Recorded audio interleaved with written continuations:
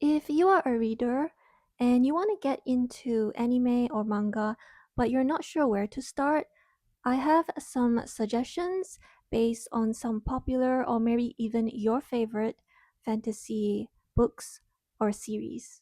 I recently got back into anime again. I am now caught up with Black Clover, and I thought it would be fun to make this video, which is a mashup of two of my favorite things: fantasy series or books and anime manga. My first recommendation are for those who enjoy The Tainted Cup by Robert Jackson Bennett. While reading The Tainted Cup, I keep being reminded of this one anime, and that is the Attack on Titan. Just like in The Tainted Cup, in Attack on Titan, the people are living in cities that are surrounded by these very huge, enormous walls, and that is to protect them from these giant creatures called titans. In Tainted Cup, the giant creatures are called leviathans. The Tainted Cup has more of a focus on murder mystery, while Attack on Titan is a bit more action adventure. In Attack on Titan, we follow a group of friends who join the military in order to protect and fight these titans. And later on, the story evolves and they find out more about the origin of these titans. If you like the premise and setting in the Tainted Cup, but you want a little bit more action and adventure, more fighting scenes, then I recommend that you check out Attack on Titan. My next recommendation are for fans of the Harry Potter series.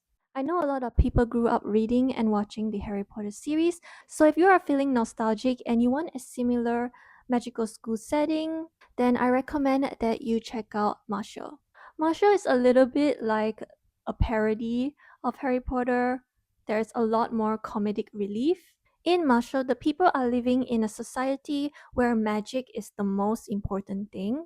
So if you have less magic, then you will be looked down upon. Our main character actually has zero magic, but what he does have is a lot of muscle power. So basically he has extreme physical strength. Things happen and he end up having to enroll in a magical school. Just like in Harry Potter, the students are divided into houses, but there are three houses in Marshall. So the students compete and go through different challenges. There is found family, and you will just laugh out loud reading this or watching the anime. The main goal of the students are to become elite wizards. So we follow them on this journey, and it does have very typical shonen themes. A lot of fight scenes and good versus evil, saving the world, etc. My next recommendation is an old one. The anime came out in 2000s and the manga itself came out like in 1996. So my next recommendation are for fans of the Mortal Instruments series by Cassandra Clare. And the manga anime I'm recommending is Ayashi no ceres. Just like in the Mortal Instruments, Ayashi no ceres has a lot of dark fantasy themes and romance. In Ayashi no ceres, our main character Aya, she finds out that she is descended from Ceres, which is a kind of like celestial being. In Asian mythology, celestial beings are a little bit similar to angels. There is this Asian folklore of the celestial maidens coming down from heaven to take a bath on earth, and they have these ropes that help them to fly. So when the maidens are taking a bath, they took off this rope. A human man sees this maiden bathing and he has the idea to steal one of their ropes. He's thinking that he can turn his luck around because angels have powers. So he stole one of the ropes and one of the maiden is unable to return home, and he forces the maiden to marry him, and she has no choice but to stay on earth and serve this guy and bear children for him. There are other iterations or interpretations of this folklore. Anyway, back to Ayashino Ceres. So Aya finds out that she is the descendant of Ceres, and not only that, Ceres has manifested her spirit inside of Aya. Ceres kind of has this vengeance against Aya's family because Aya's ancestor, the male, stole Ceres' robes and made her unable to return home. So Ceres has kind of taken on this mission to destroy the entire family. Because of this, Aya's family wants to kill Aya so that they can protect their legacy. Aya also has a twin brother. His name is Aki. He has a significant role in this series, but I'm not going to go into detail because I don't want to spoil. There is also a male lead. It's been a while since I've watched this. As I mentioned, it came out in 2000, so I don't really remember his role in the series. Mentioning again that this anime manga is quite old and it's pretty niche as well, so you might not be able to find the manga anymore. And the animation is a little bit old, but if you do end up seeing this manga in the bookstore, I recommend that you check it out. Moving on, my next recommendation are for fans of Dungeon Crawler Carl by Matt Dinnerman. My recommendation is actually a webtoon, not a manga, but it has an anime as well that just came out last year, and that is Solo Leveling.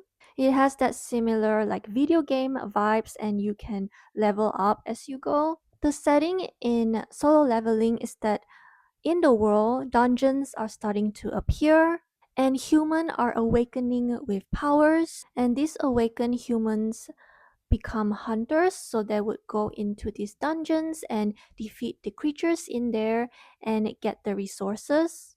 Every hunter is ranked by their powers. Our main character is the lowest rank hunter. Something significant happens when he joins a group to enter into a dungeon, and that's all I'm gonna say. Solo leveling is probably my introduction to this sort of like leveling up video game style webtoon. Once you start reading this, you cannot put it down.